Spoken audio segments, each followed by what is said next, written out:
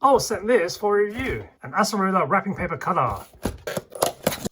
So I got 2 sleeves and 3 replacement blades. There's a bit of silicone grip to the sides here. You'll be able to hold it in your hand. Let's try this out.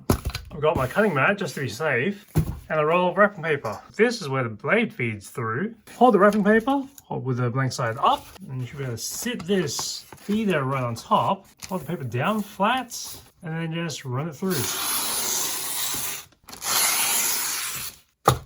Nice. Do this again with this short piece of paper. You see the guide,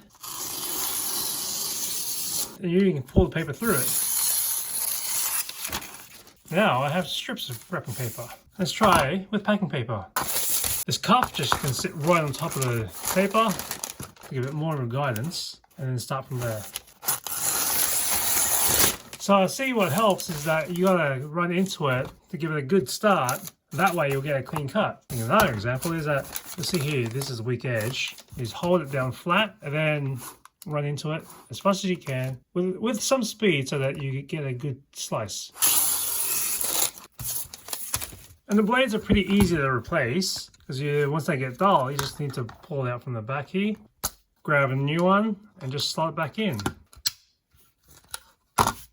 Since these already have blades installed, it looks like you'll come up with 5 blades in total.